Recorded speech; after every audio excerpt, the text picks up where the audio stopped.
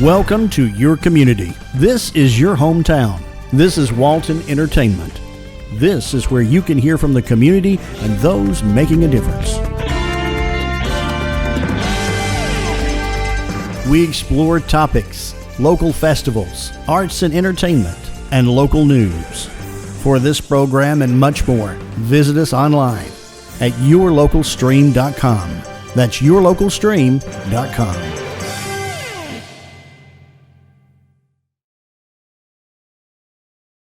Hi, welcome to Monroe Walton Center for the Arts. We have some fun classes coming up. On December 12th, we have 3 workshops. We have a wood turning workshop, a photography workshop, and a clay workshop. So we have lots of things going on. Pick up a class sheet when you're here. Go online, Monroe Walton Arts, and see what we have going on. We're open till 8 p.m. every Thursday in November and December. So come in and browse over 50 of our local artists. We have gifts that literally begin at $3. And today I have 2 special people I want to introduce y'all to. Rebecca and Janet are here today. In just a little while, they will be teaching a class to our special needs students. So we have 2 groups of developmentally delayed adults that come, and they split them up and bring about 8 to 10 per class. Yeah. And what are y'all doing today? Today we are going to do a fall picture with a tree with leaves. Is it in the room? No.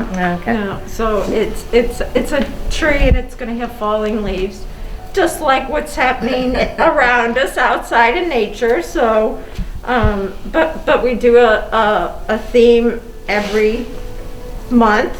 And this month we're going to do fall, and then next month will be kind of Christmassy things. So they enjoy it, and we enjoy having them so much. They bring such joy. Yeah. It's a happy day. It is a happy day for all of us. Yes. So, and Rebecca is a teacher. She has an art degree, right? Yes. She's a retired nurse, but she also has a degree in art. And Janet is a new volunteer to us. Yes. She's volunteered for years in Roswell, right? Right. Right. And special needs also in a Sunday school class where there were over 30 people that attended every week. It was very special ministry.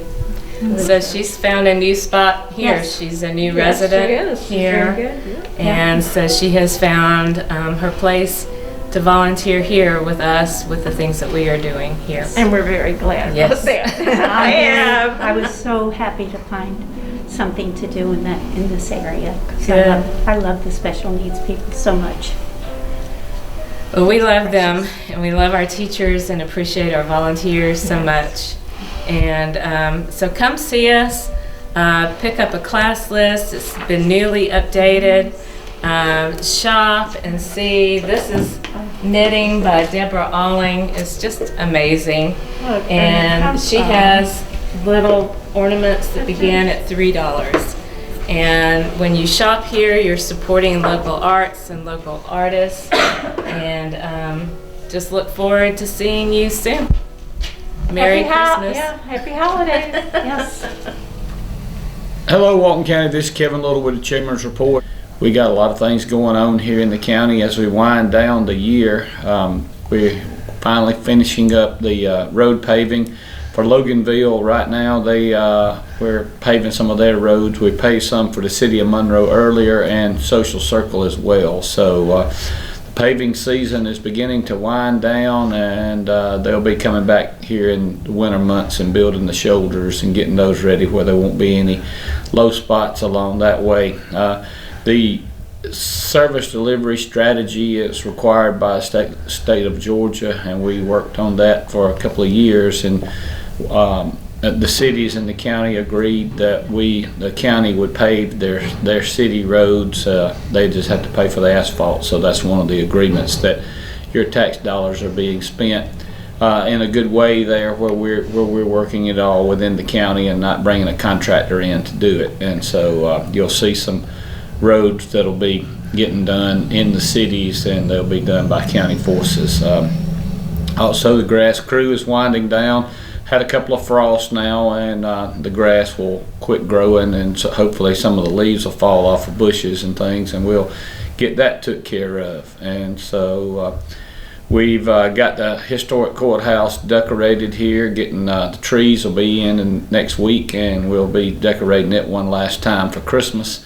And hopefully you'll be able to come up here on the weeknights and enjoy the courthouse square.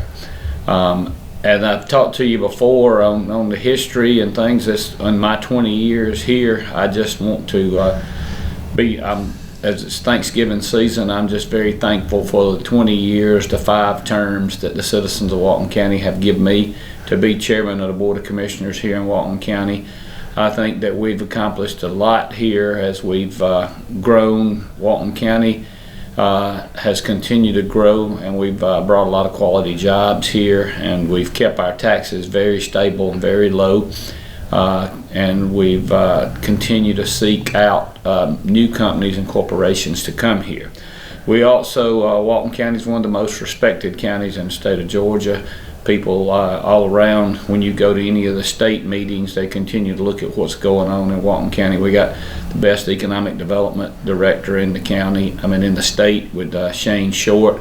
People are always looking to try to get him away from us, and we've continued to do well here as Shane works very hard with the Joint Development Authority. Also, we're continuing to work down there, Takeda and Facebook, and we'll be bringing some more opportunities in down there. So a lot of things going on.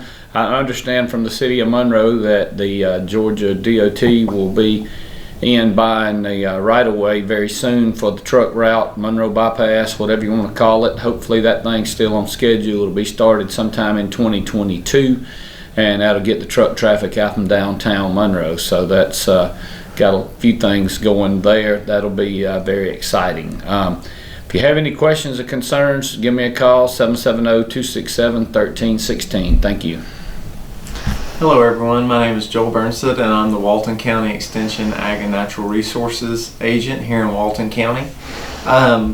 Today I wanted to talk with you about some of the ongoing projects that our Master Gardener Volunteer Program has going on here in some of your communities in Walton County.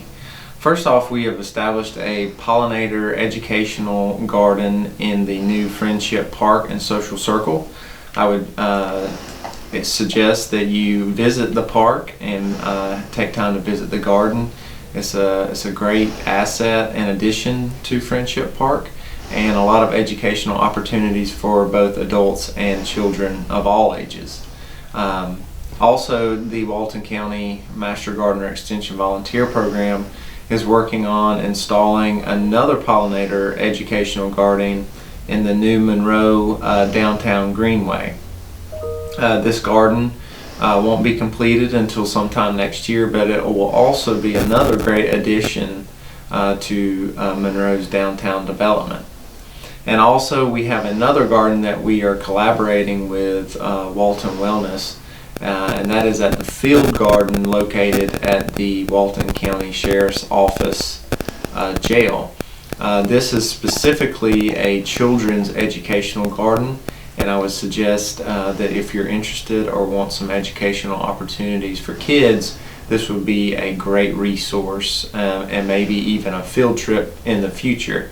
And if you're interested in that, you can contact the Walton County Extension Office, or you can contact Dee Dee Harris at Walton Wellness.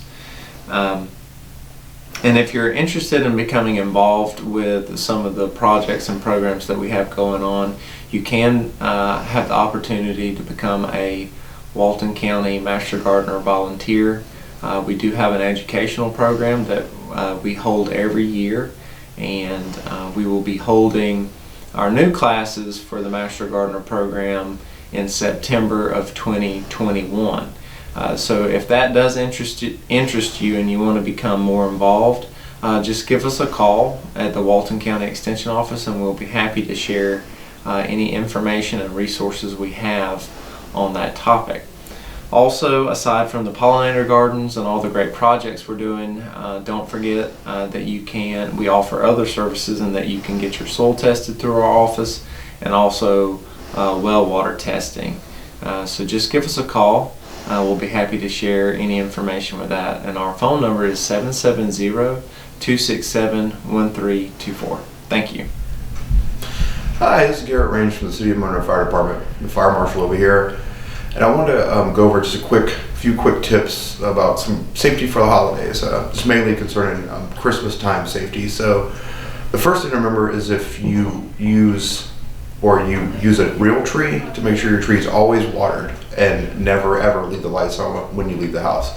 I know it looks pretty and it's nice to come into the lights being lit up, but it's the best practice to turn them off whenever you leave and come home. Also, make sure you use halogen lights, and newer lights, halogen lights that you would buy.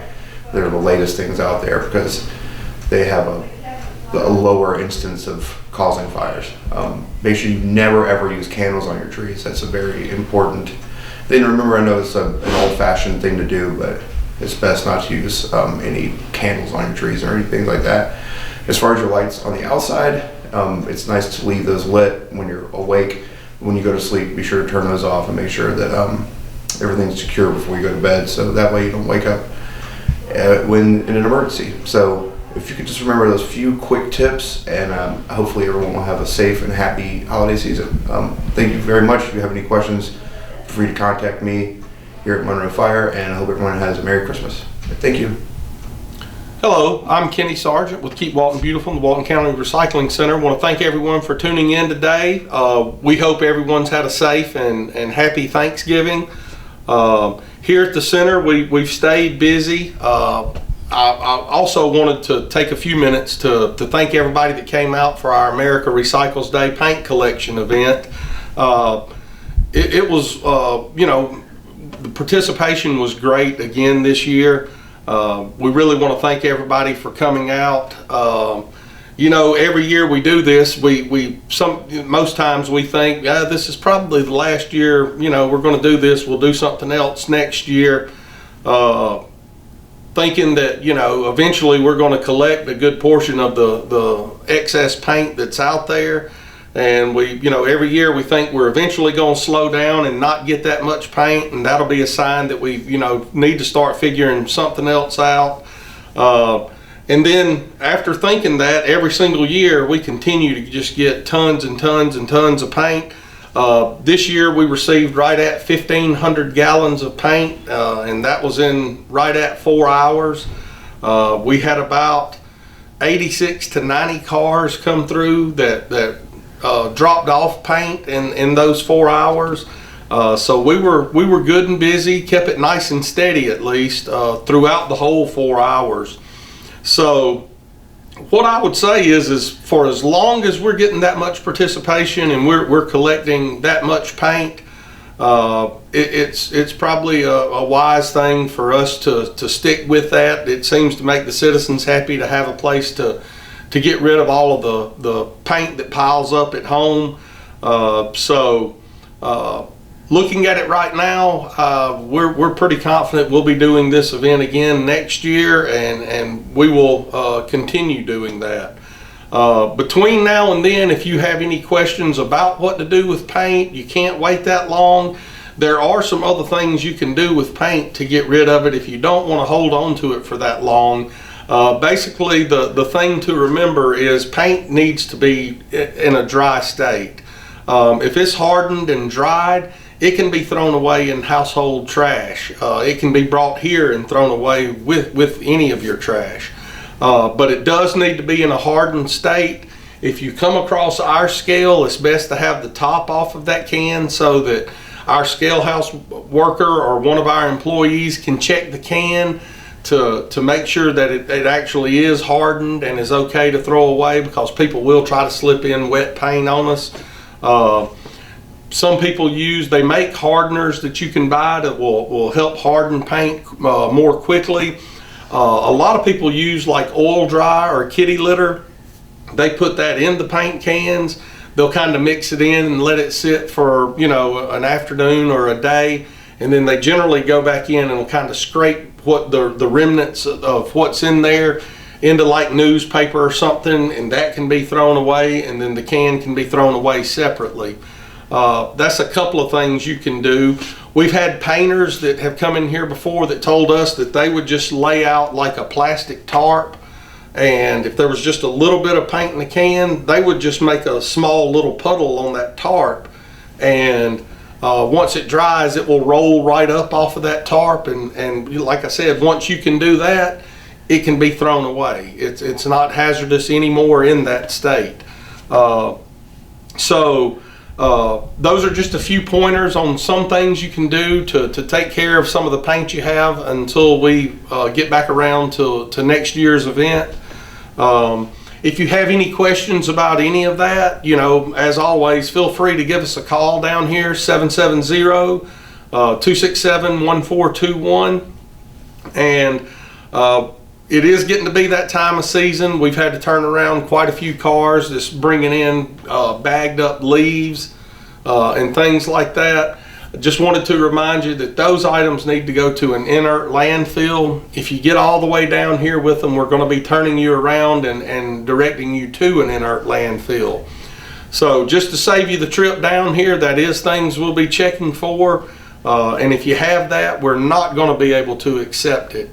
Give us a call. We have several inert landfills throughout the county, and they're pretty much located to where it's not a terrible drive for no matter where you may be in the county. They're located kind of spaced out enough to where it covers a lot, pretty much any location you may be in throughout the county.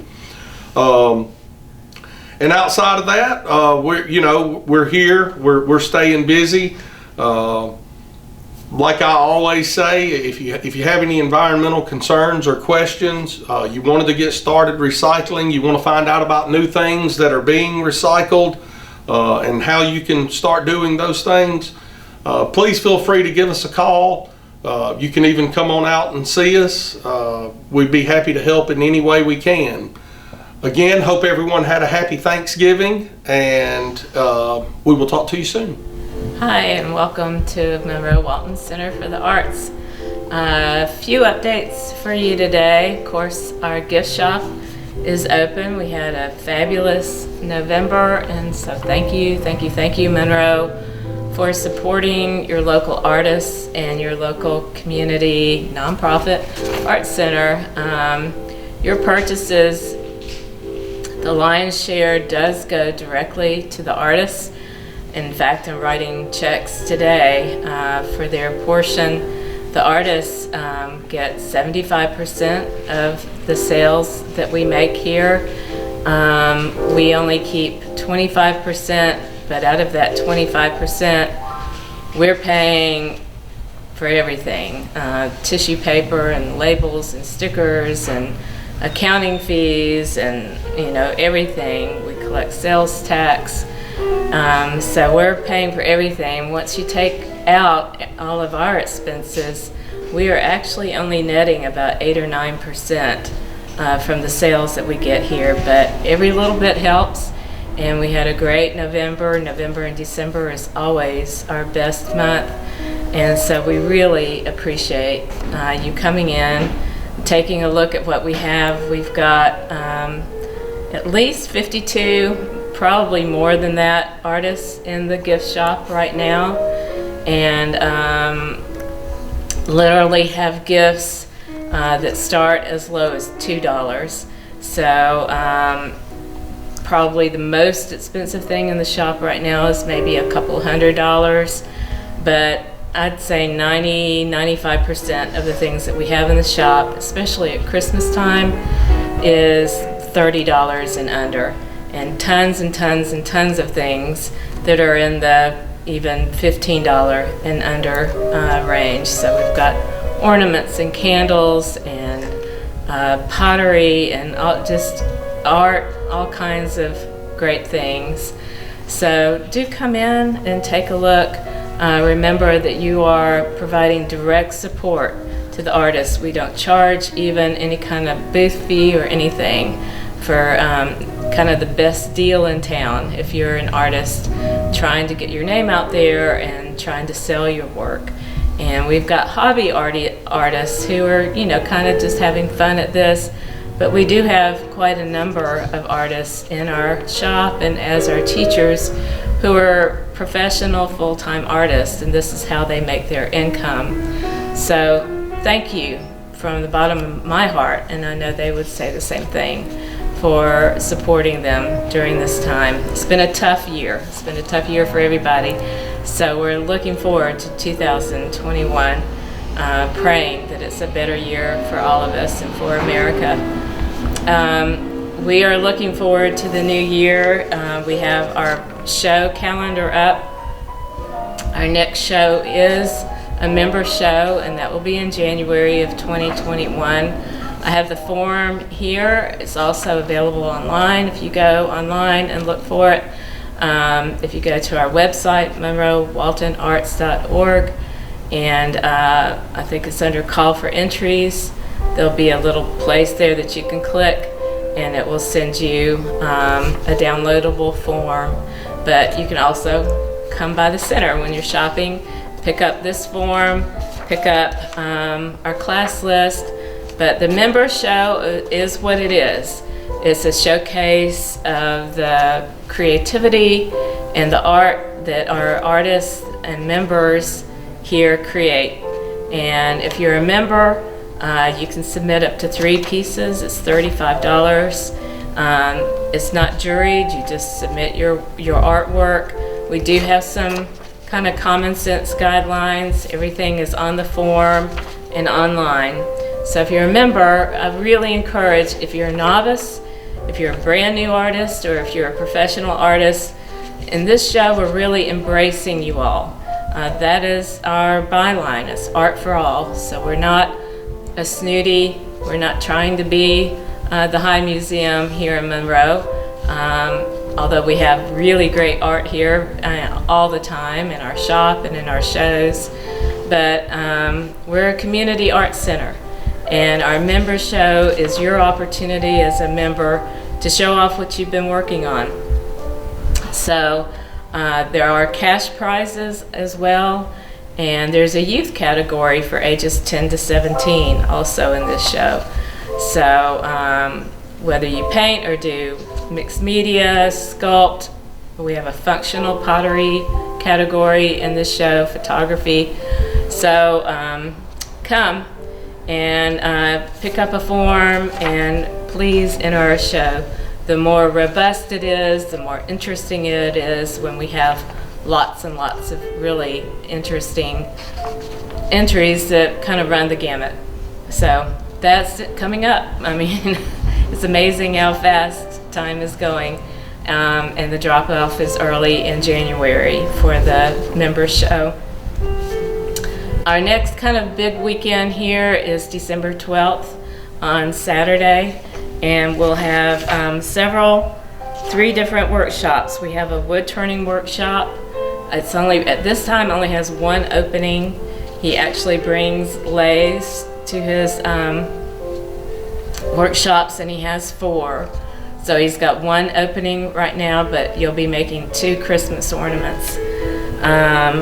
We'll also have a pottery workshop, and you'll be building a little Santa that can sit on a shelf or a mantelpiece. And the 3rd workshop is basic digital photography. So if you have that camera and it's sitting on a shelf and you don't know what f-stops are and what all those weird numbers are on your camera, bring in your camera and you'll learn from an expert. And I have to say, all of our teachers are so grounded and so gifted and have been doing what they're teaching for many, many years. Rebecca, of course, is our pottery instructor. She'll be leading the snowman workshop. She has been teaching pottery for, I think, 5 to 7 years. She's been doing pottery for about a decade, I think. Our wood turning instructor, Todd, is actually an instructor at the John C. Campbell School, Folk Art School. If you know what that is, or if you don't know what that is, you need to look it up. But that's really impressive that he is one of their instructors up there during the summer. And then our digital photography instructor is Bob Richardson, and he is an award-winning photographer and very well known and respected, especially regionally in North Georgia. So those are the 3 workshops. You do have to register for all of them. And so go online or come here and pick up a class list and shop, and we hope to see you soon. Thank you. Hello, Walton County. This is Kevin Little with the Chairman's Report on Walton Entertainment. Want to wish you a Merry Christmas as we're in the 1st of December now in the Christmas season here in Walton County. We're excited that the Christmas season is upon us. We've got the historic courthouse decorated outside, and we've got the Christmas trees out in front. And so come up and get your picture made with your family when you're out visiting downtown Monroe. And so very festive atmosphere downtown, and that's exciting to talk to you about. Just completed my last Board of Commissioners meeting that I will preside over this past Tuesday night. It was a very smooth meeting. We had a few rezones that were a guest house and some land changed to agriculture, and then another piece of property that a guy's going to store some materials on.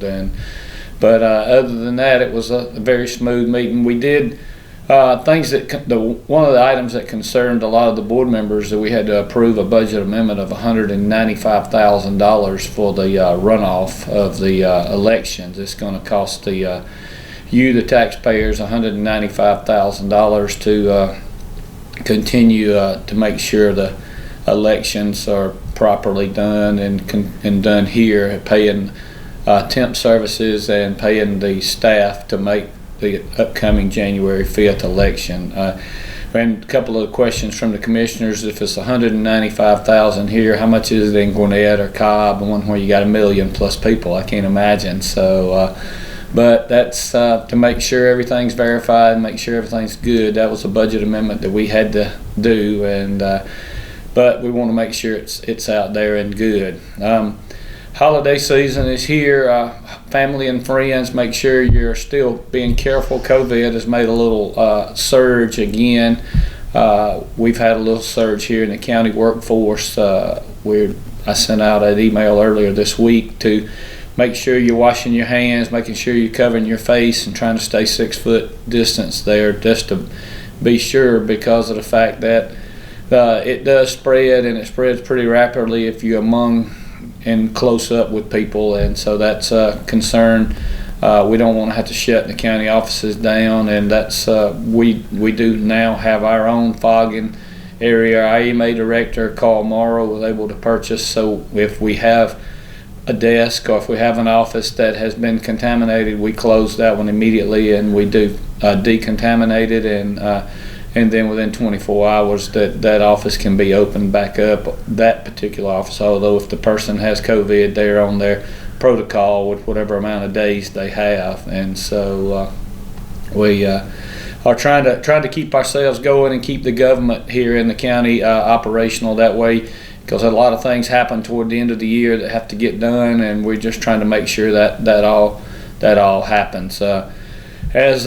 As we move on, I'll probably be talking to you at least one more time here, and I'll put together a farewell address to you. But it's been a great time to serve Walton County these last 20 years. Appreciate and want to thank the citizens for all what they've gave me the ability to be able to run the county. We've passed like 4 splash taxes here in the county. We've produced a lot of buildings that that you use, and I will probably just go over a lot of that here in my last one. But I do again want to thank you, the citizens, and want to thank the taxpayers of Walton County for allowing me to serve for the last 20 years. Merry Christmas, and I'll talk to you again. Thank you. Monroe Country Day School's mission is to inspire every student to have a passion for academic and personal excellence through creative learning, independent thinking, and selfless service to others. Students are exposed to the local community and provided opportunities for independent thinking. What will you do with all the dirt? Some of the dirt you see has been hauled over here because they're going to have to build the finished floor, the elevation of the building, so that it's got to have the right kind of soil that will compact and tighten up for the footings of the building. Monroe Country Day School values the whole child. Therefore, we believe in a holistic and integrated approach that involves the development of the student academically, personally, and socially. Monroe Country Day School believes that creative learning produces independent thinking and fosters a love of learning. Excellence is applied to all that we do. We strive to foster students that are pursuing strong academic and personal excellence. Project-based education is integrated into our curriculum. When we go back in the classroom, we need the combined weight of you guys because we've got to figure our bridge, our mass bridge weight ratio, okay? You got to figure out how much weight it was that finally broke your bridge, okay? We need a scale for that. And then on Monday, we're going to redesign. We figured out where some of our flaws are. We're going to spend another week redesigning, all right? Monroe Country Day School offers personalized education that begins with the personal knowledge of each student academically and each student's personal story. We believe that taking personal responsibilities for one's academic and personal choices produces strong, independent, capable, and confident citizens. Students are taught responsibility for self, peers, and community. Through service to one's peers and community, an equipped leader finds personal growth and fulfillment. We facilitate this leadership through providing experiences of service. Respect is the basis for good dialogue, independent thinking, and mutual enjoyment of life lived in community. Monroe Country Day School is designed for families who see the value of educating the whole child. Monroe Country Day School will reach its mission by maintaining small class sizes, offering project-based learning and a high-level curriculum, and by providing service opportunities in an aesthetically pleasing environment. Monroe Country Day School has positioned itself to produce a community of young people who are strong in mind and character and living as contributing members in their community.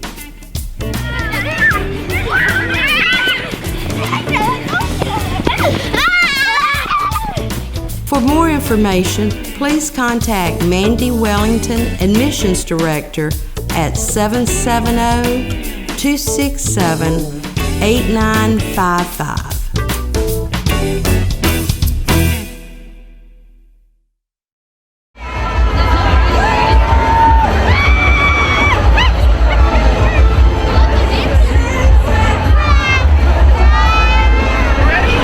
Cricket really has a big display here, a truck that's 3 big screens, one on each side and then one in the back.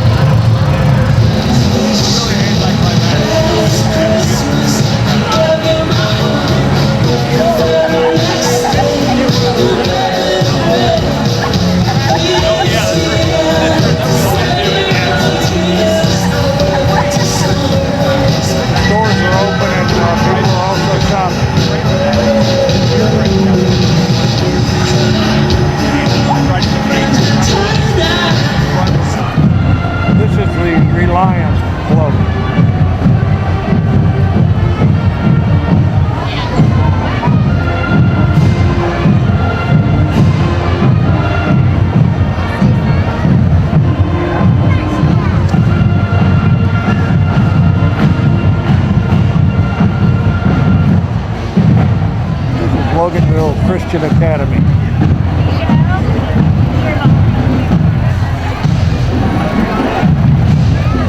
They got the superintendent's award.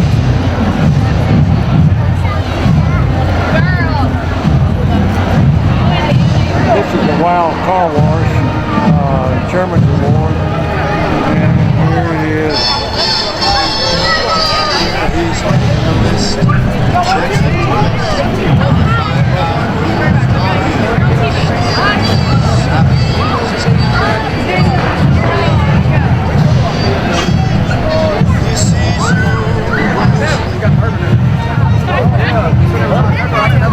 Yeah, I want Deborah on there. Yeah, I got her.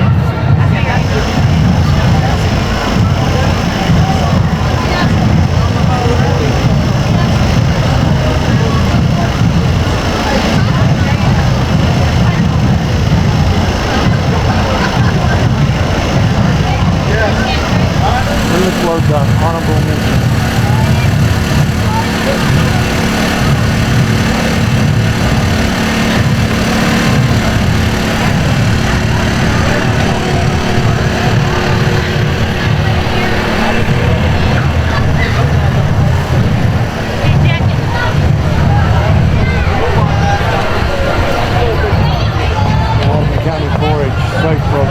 This is where students participate in shooting BB guns, and also sanctioned by the NRA. They also contribute to this.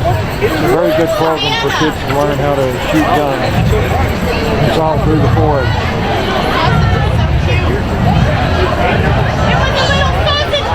Okay, here we go. Ready. 2 instruments at once. Wow. Clarinet and a trumpet.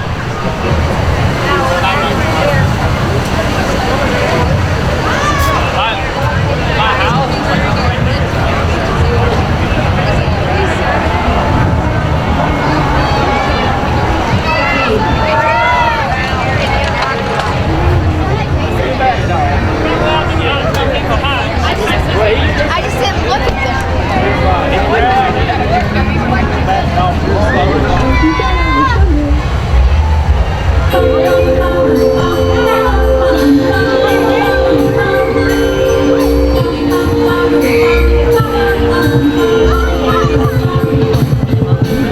This reminds me of Christmas vacation. Come on down. Meet on Christmas, Sunday the 6th. Yes, sir.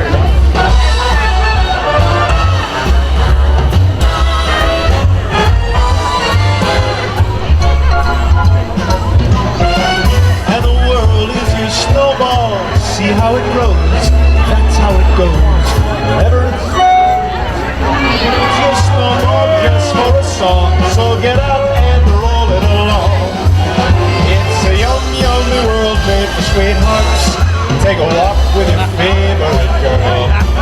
It's a sugar hit while the spring is late. In the winter it's a marshmallow world. In the winter it's a marshmallow.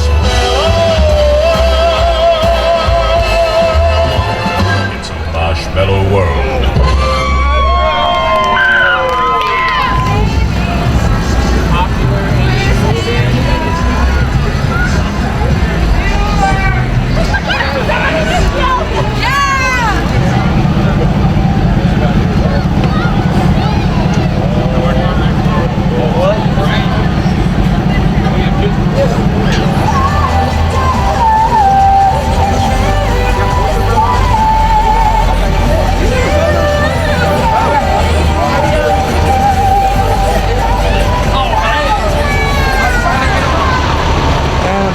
Here at the end of the parade is Santa Claus.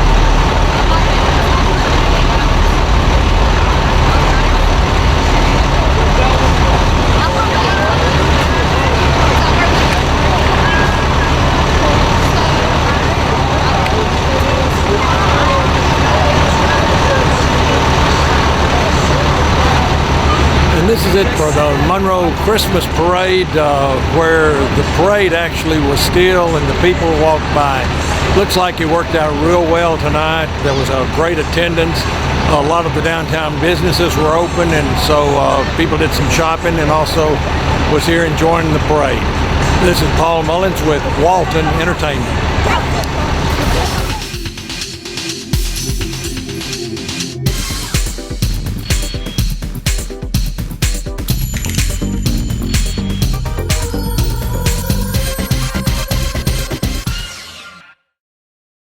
JT, tell us a little bit about co-work at the Metro and how this started and where the vision came from.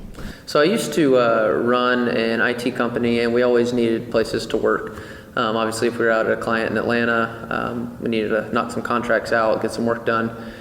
We would always use a company called Rome in Alpharetta, and that was a great spot to work. It was creative. It was just a great spot to really get stuff done and feel like you're a part of something bigger than the small company you're a part of.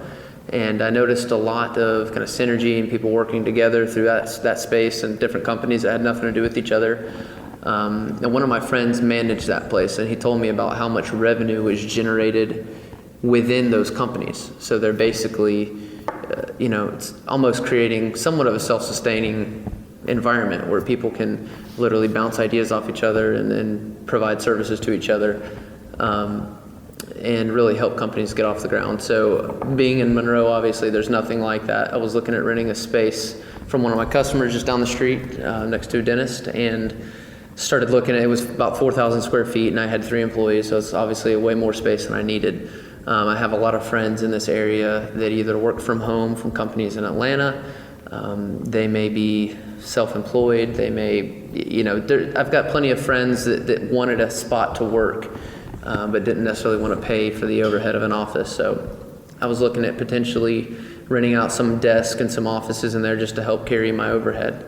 And there was another little area where I thought it would be really cool to do a rock climbing gym, or it was a bouldering gym. It was very small, probably about the size of this room. And it was just enough that, again, some friends and family could help pitch in, cover the cost, and it would be a fun thing to do at break, and maybe turn into a small business. And the goal of both of those businesses was obviously for both of them to need to be their own independent businesses, where that would be my office for the IT space, and eventually I would need another location for co-working and another location for the rock climbing gym. I found out that this building was still available. It was listed for years. The bank that owned it was very hard to work with.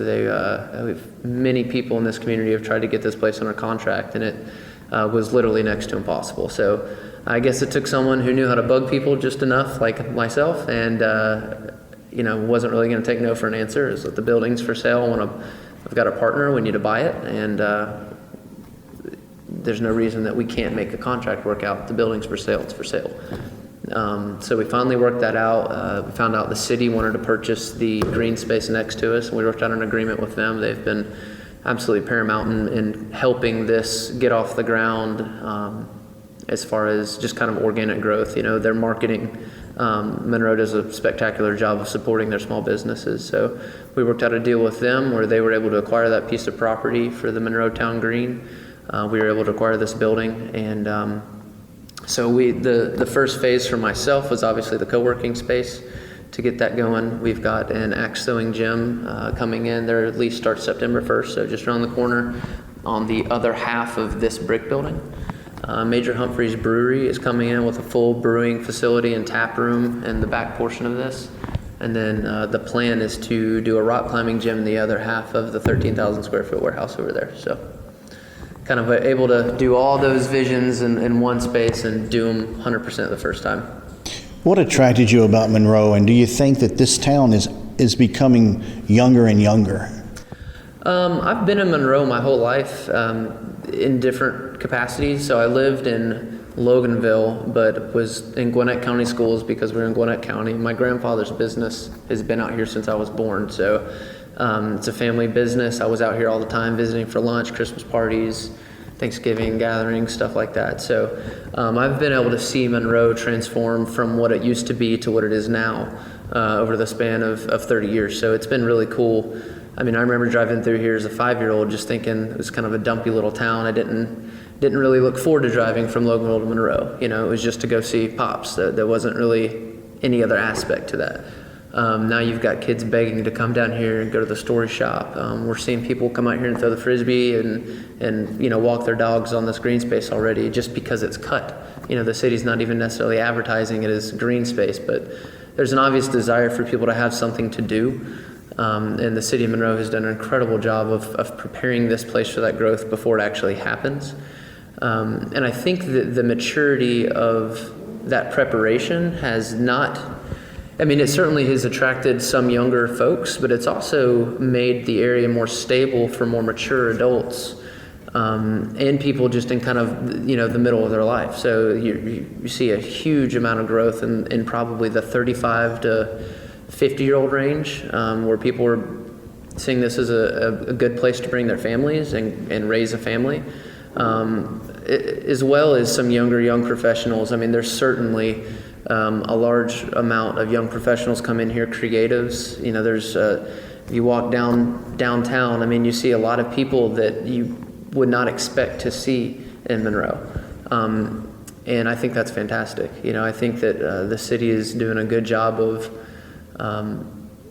being mindful to not just gentrify this area and try to make everybody fit a mold, to encourage creativity and encourage uniqueness. And I think that's why you're kind of seeing just that. You're seeing 18-year-olds who would typically be leaving town and going to live at their college town, and instead they're commuting because they enjoy their city, they enjoy where they live.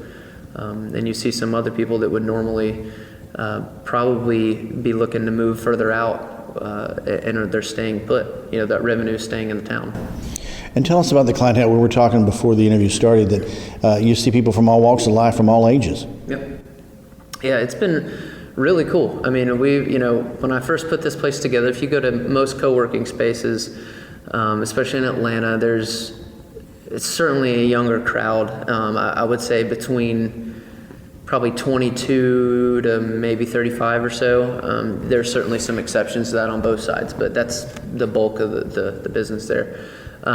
We're seeing everything from, I would say, our youngest basic member is probably 27 or so.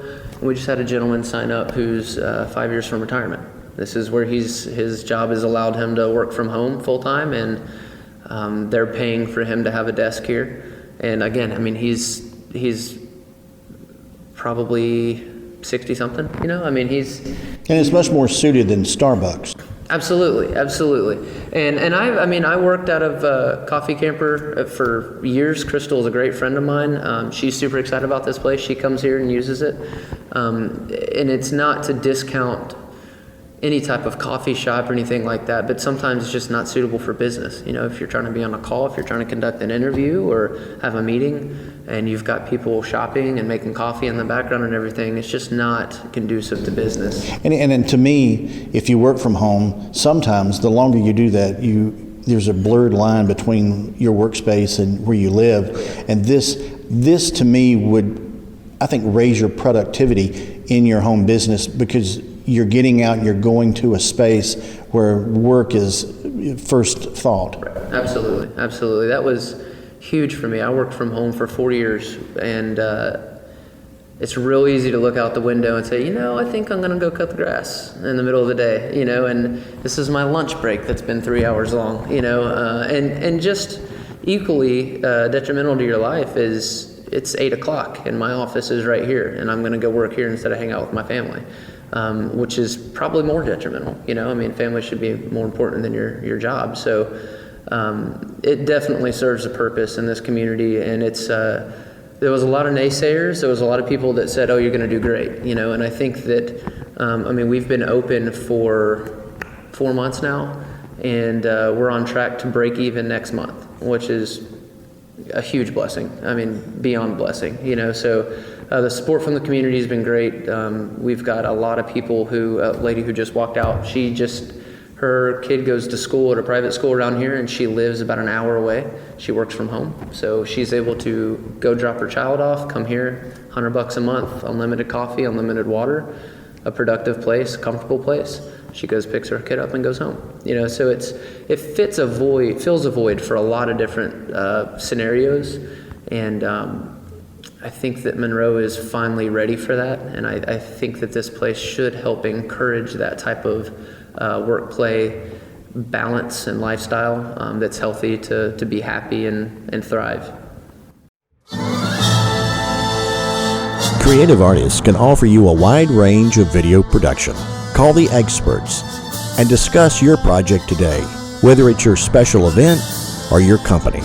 Creative Artist, 770-267-7368. Creative Artist produces this program you're watching. Call Creative Artist today, 770-267-7368. Creative Artist, they'll put you in the spotlight. Bah humbug.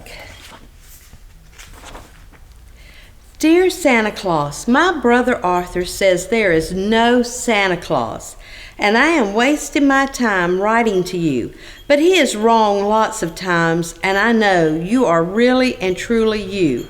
I would like you to bring me some ice skates and a new teddy bear, 'cause my old bear Harold has a worn out belly, and anything else you think a good little girl would like. Love, Margie. Arthur says that Santa Claus is a big fat humbug. Arthur says he can prove it, and I have to help him, and it's a secret, and if I tell anybody, he will put worms in my bed. Arthur says he is collecting all the stuff we will need to carry out his big plan, and we must hide everything until the time is right. I hung up our stockings and put some cookies and milk on the table, 'cause it is Christmas Eve, and I know Santa Claus will come, and he will be hungry when he gets here. Arthur says it's all dumb, but Arthur is wrong lots of times. Arthur says that after Mom and Daddy go to bed, it will be time to put his plan into action. Arthur says I better stay awake or he will put ice cubes in my pajamas. Arthur says I must tiptoe quiet as a mouse, and if I make any noise, he will flush Harold down the toilet. Arthur says he is making a grand trap to catch a big fat humbug Santa Claus. Arthur put a pail of cold water in the fireplace and a can of pennies by the door. Arthur tied wind chimes to the Christmas tree and spread balloons all over the floor. Arthur is tying string around everything and hanging bells on it. Arthur says the trap is ready and now we have to wait. Arthur says if I fall asleep, he will put bubble gum in my hair. Looks like Arthur fell asleep. Oh, Arthur's sleeping through everything. Santa has come with his bag. He has placed things under the tree and he's sharing milk with me. He's headed back up the chimney after leaving all the gifts. Oh, now he's gone and Arthur is still sleeping. Arthur says maybe he was wrong about Santa Claus, but if I tell anybody, he will mush peanut butter and jelly all over Harold's new fur coat. Dear Santa Claus, thank you for the nice ice skates and for the new fuzzy coat, for Harold and everything. I knew you were really and truly you, because Arthur is wrong lots of times. Love, Margie. Hi, my name is Ashley Dykes with Project Renewal, and I wanted to let you know of our services that are available. We are a 24-hour, 7-day-a-week crisis line and emergency shelter. If you know of anyone in need of domestic violence assistance, you can call our crisis line at 770-860-1666. And if you need any support, you don't have to come into our shelter, but we do ask that you call our crisis line so that you can get the services that you need. We also offer a group mediation and group support group. If you would like to come and join that, it is Wednesday nights. Just call to get that information, and we offer financial assistance if you meet the criteria, as well as anything that you need to get away to a safe place. Please come, and we will be there to support you. Thank you.